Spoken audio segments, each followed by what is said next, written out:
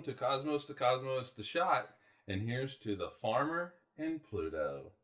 The farmer and Pluto.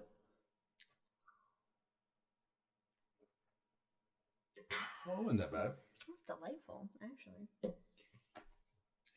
Clyde Tombaugh Ah! was born on February 4th, 1906, in Streator, Illinois, to farmer parents. Okay. Yeah, farmer parents.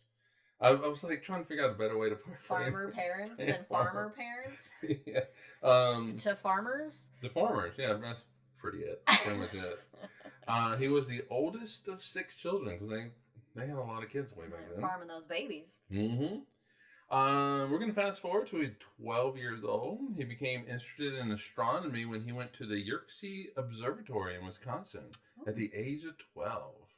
But he had an uncle that kind of stoked that passion for astronomy because his Uncle Lee, he was an amateur astronomer, and he gave Clyde several astronomy books. Oh, that's nice. Yep. So he was helping him out. Young. However, though, 1922, he's 16 years old. He had to drop out of high school for a year and basically become a farmer. Oh, he had to help on the farm. Yeah, he had to help on the family farm.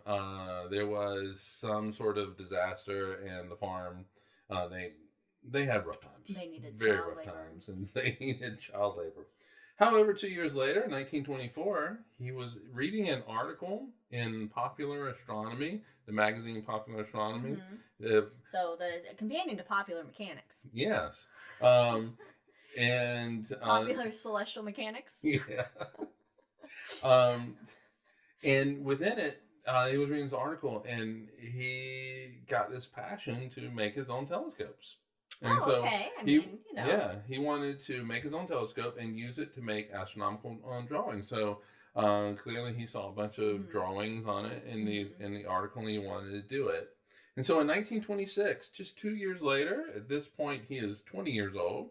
He sent those drawings that he made to the Lowell Observatory.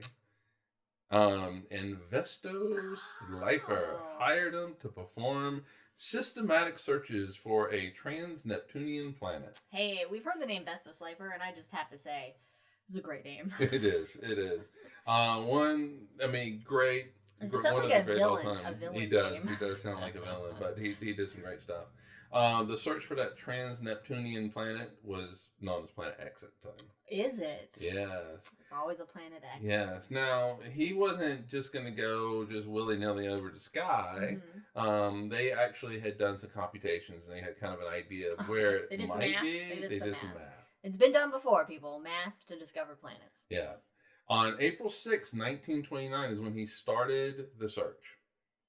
So he started using what was called the astrograph, which was an apparatus that would take photographs of the same section of the sky several nights apart. And he would then use the blink comparator to rapidly switch back and forth between those pictures.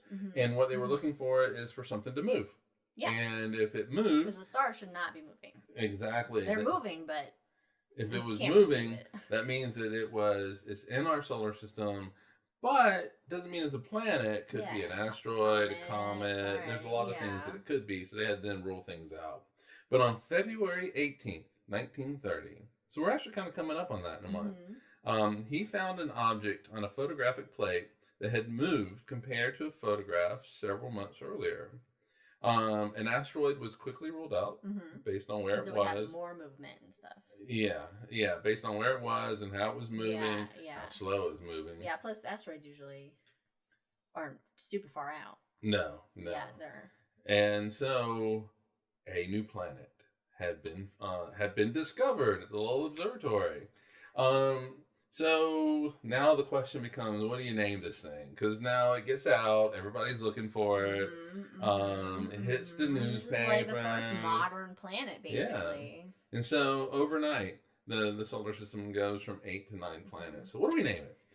So the name, they were batting around some names at the Lowell Observatory, but for the first time outside of the Lowell Observatory, and they actually discussed Pluto inside Lowell. Venetia Burney, she's 11 years old. She suggested Pluto. But other names that were also being suggested were Minerva and Kronos. But Pluto was officially adopted on May 1st, 1930. I mean, it follows the trend of Roman gods for planets. Exactly. Mm-hmm. Pluto was designated with a PL after Percival Lowell, so that was another reason why they went with it. Oh, yes.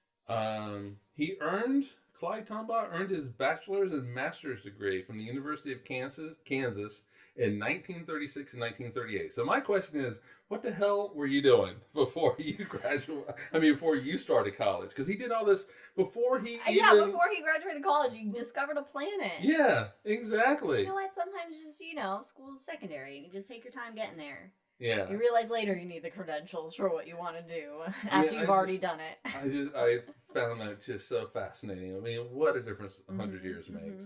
But he did continue to do research on Pluto until he left the Lowell Observatory in 1945. He did do other stuff, but he did die at the age of 90 on January 17th, 1997. So he was not around to see Pluto demoted, but his wife, I guess widow now, Patricia, she said that he would have been disappointed by the demotion, but would have accepted it. He was, quote, a scientist, and would understand that they have a real problem when they start finding several of these flying around in place. Boom. Yep. Hal Levison said of Tombaugh, quote, Clyde Tombaugh discovered the Kuiper Belt. That's a hell of a lot more interesting than a night planet. Yeah. I mean, Pluto's really interesting now that we've had the New Horizons spacecraft fly past it, but speaking of New Horizons, let me get to it. Oh. Tombaugh altogether discovered 15 minor planets, including Pluto. He discovered them all between 1929 and 1931. So he was doing shit before he went to college. I mean, it might just give him an honorary. Yeah, I know, right?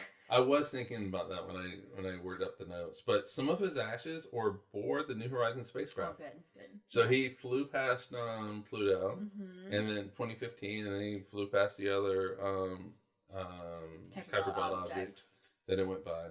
As a side note, this is what I found very interesting also. All right. He was the most prominent astronomer in history, I guess, to report seeing a UFO.